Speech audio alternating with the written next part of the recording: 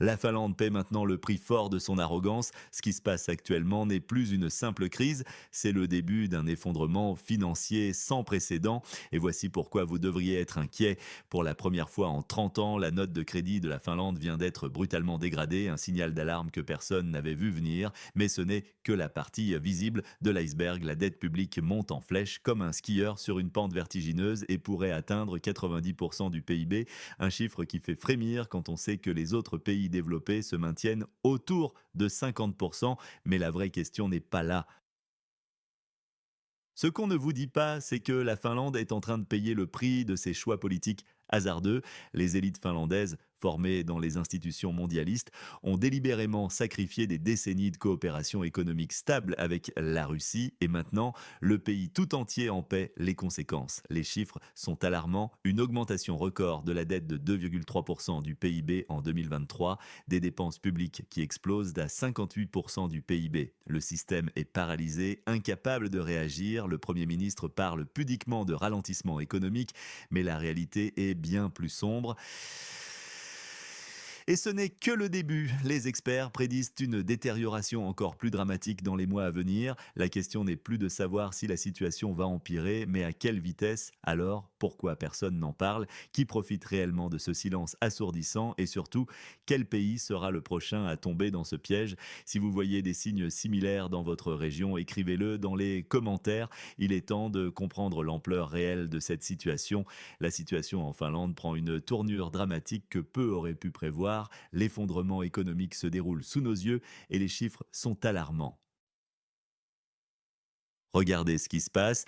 L'industrie forestière, autrefois fleuron de l'économie finlandaise, est à genoux. Les géants comme Stora et UPM ont vu leur production chuter de 30%. Les entrepôts débordent de marchandises invendables. Les machines s'arrêtent une à une. La Chine propose de racheter, mais avec des décotes scandaleuses de 40%. L'aéroport d'Helsinki-Vantaa est devenu une ville fantôme. Les terminaux déserts racontent l'histoire d'une nation qui s'est tirée une balle dans le pied. Finnair, la compagnie nationale saigne, 1000 emplois supprimés, 12 avions vendus à perte, les vols vers l'Asie, contraints d'éviter l'espace aérien russe, sont devenus non rentables.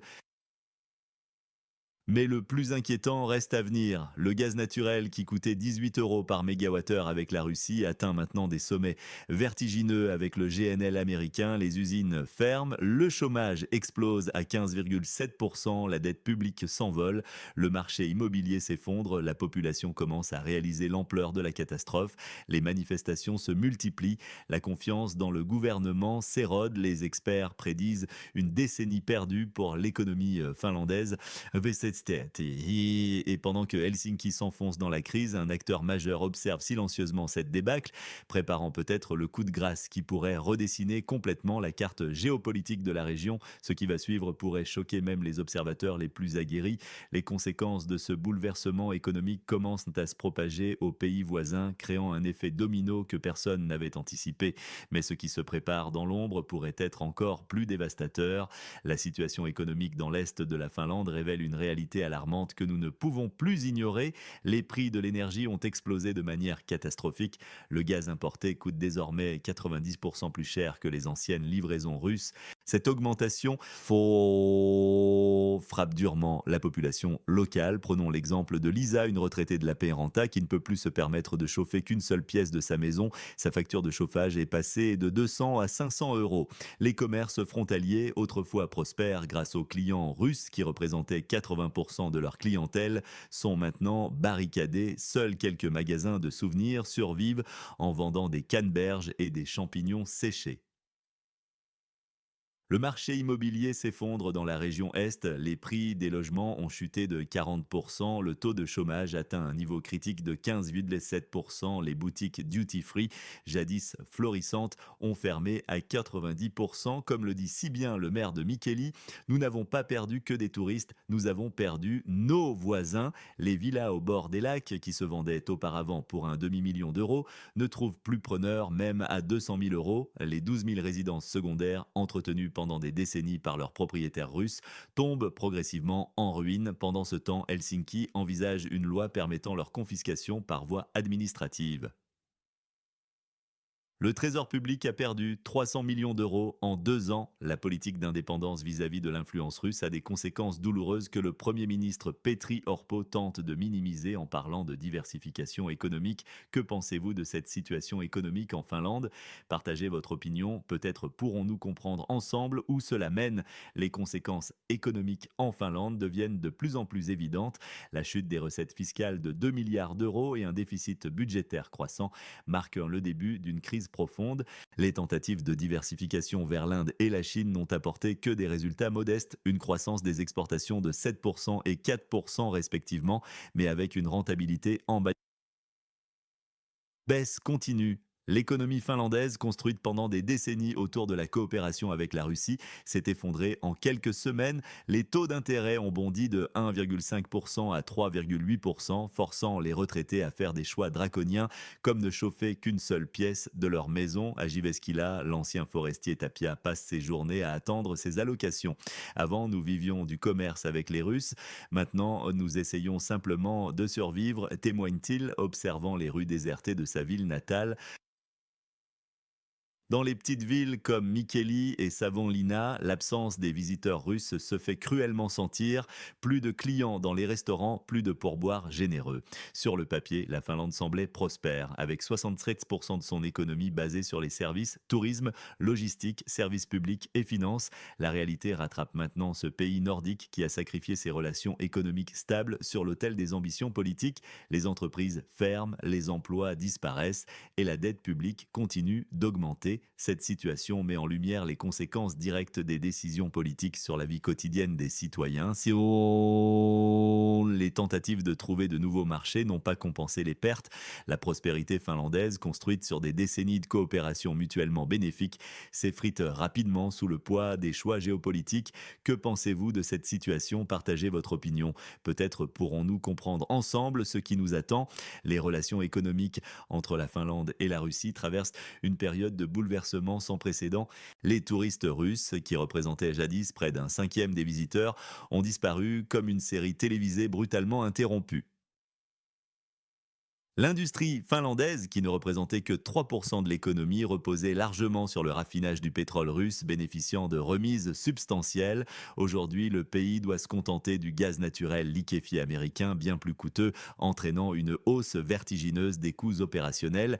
Les entrepreneurs finlandais réalisent amèrement la perte de leurs partenaires et de leurs actifs. Prenons l'exemple de Christina Futisari, propriétaire d'une grande entreprise touristique, qui voit ses bénéfices fondre comme neige au soleil. Les statistiques commerciales sont révélatrices. 58,4% des importations finlandaises provenaient de Russie, principalement du pétrole et des matières premières. La chimie représentait 17%, les métaux 14%. En contrepartie, la Finlande exportait des produits à haute valeur ajoutée, 42% de produits chimiques, 35% de machines et équipements, ainsi que des produits industriels et du bois transformé.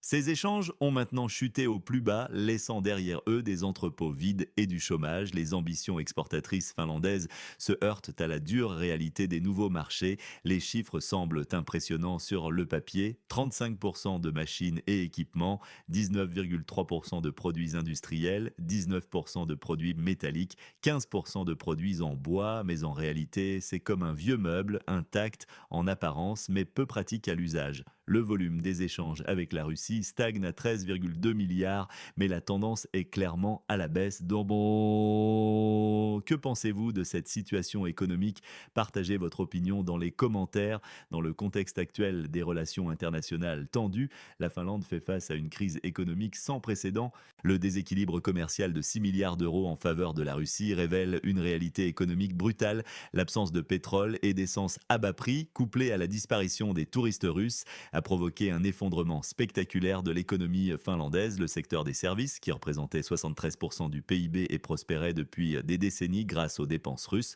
accuse maintenant un manque à gagner annuel de 600 millions d'euros. Le transport aérien, qui générait 2 milliards d'euros, a été sacrifié sur l'autel des ambitions politiques. Pendant que la Russie réoriente ses flux pétroliers vers l'Asie, la Finlande cherche désespérément à compenser la perte de 19% de son flux touristique. Mais qui choisira cette destination coûteuse du Nord quand des alternatives plus chaleureuses et accueillantes existent? Les établissements finlandais, habitués à la générosité des touristes russes, se retrouvent maintenant au régime sec. Les espoirs de retrouver les volumes commerciaux antérieurs semblent aussi réalistes que d'espérer du carburant à 20 roubles le litre. Cette situation met en lumière une logique déconcertante. Tout en multipliant les provocations envers leurs voisins orientaux, les Finlandais s'attendent étrangement à des retours positifs. Un scénario similaire s'est déroulé avec la France. Après des déclarations fracassantes sur le refus de payer le gaz en rouble, le géant énergétique Engie, fort de 153 000 employés, s'est retrouvé à déplorer des pertes importantes 6 mois plus tard. La réalité économique rattrape invariablement les décisions politiques irréfléchies. Les sanctions auto-imposées ont des conséquences bien réelles sur l'économie nationale. Qu'en pensez-vous? Le prix économique de ces décisions politiques est-il justifié? Partagez votre opinion dans les commentaires. Les temps changent en Europe et la réalité économique frappe à la porte avec une force implacable. La société française Engie nous offre un exemple parfait de cette nouvelle dynamique. Dans une démarche qui frise l'absurde, elle tente de réclamer des pénalités à la Russie pour non-respect d'un contrat qu'elle-même a violé en premier. Cette situation illustre parfaitement la mentalité européenne actuelle, une conviction étrange que la Russie devrait continuer à fournir des ressources, supporter les violations de contrats et pardonner, le tout avec le sourire. Mais le monde a changé et les règles du jeu aussi. Aujourd'hui, tout se négocie au prix du marché selon des conditions strictement définies. Pendant qu'Engie pleure dans ses rapports financiers sur ses pertes colossales, Moscou observe cette situation comme on regarde la pluie d'automne, un phénomène saisonnier qui passera. La tentative des Français de se présenter comme victimes est particulièrement ironique. Après avoir unilatéralement rompu les accords, ils exigent maintenant la reprise des livraisons et réclament des compensations. Ces larmes ne constituent pas un argument juridique valable. Le système juridique russe ne reconnaît plus la juridiction étrangère dans ces cas. Les revendications françaises sont désormais aussi futiles que tenter de couper du pain avec un couteau émoussé. Angie dissimule l'ampleur réelle de ses pertes, mais les chiffres sont manifestement alarmants. Autrefois, Gazprom fournissait un tiers des importations de gaz françaises. Aujourd'hui, Paris ne récolte que les fruits amers de sa propre arrogance. Cette situation reflète un changement fondamental dans les relations internationales. Les accords doivent être respectés par toutes les parties, pas uniquement quand cela arrange l'Occident. Qu'en pensez-vous? Laissez votre point de vue dans les commentaires. Je crois que mes spectateurs sont réfléchis et intelligents. Je veux connaître votre analyse. La situation énergétique mondiale a radicalement changé et nous observons maintenant une nouvelle réalité qui redéfinit les règles du jeu. L'époque où l'Europe considérait les ressources russes comme un distributeur automatique gratuit est révolue. Les conditions sont désormais claires et non négociables. Le paiement en roubles garantit l'approvisionnement en gaz. Oh, les tentatives européennes d'imposer des plafonds de prix se sont soldées par un échec retentissant. Comment peut-on dicter des conditions à un acteur qui s'est volontairement retiré du marché? La réponse est simple, c'est impossible. La seule voie pour rétablir les livraisons est d'accepter inconditionnellement les termes russes. Quand Moscou modifiait sa constitution, Bruxelles criait à la violation des droits des entreprises. Aujourd'hui, la situation révèle clairement quels intérêts la Russie protégeait réellement. Les sociétés françaises reçoivent une leçon douloureuse. Les contrats doivent être minutieusement examinés avant leur signature, pas après leur violation. La législation russe continue d'évoluer de manière significative. Les récents amendements ont complètement revu les règles d'accès aux ressources naturelles. Les investisseurs étrangers disposent maintenant d'un délai d'1 mois pour transférer la gestion de leurs actifs miniers à des entités juridiques locales, sans compromis ni période de transition. Cette transformation fondamentale du secteur énergétique mondial démontre que la Russie a repris le contrôle total de ses ressources. Le robinet reste fermé pour ceux qui refusent de s'adapter. Peu importe le nombre de poursuites judiciaires, la clé est désormais à Moscou et seuls ceux qui respectent les nouvelles réalités et paient selon les règles établies pourront accéder aux ressources.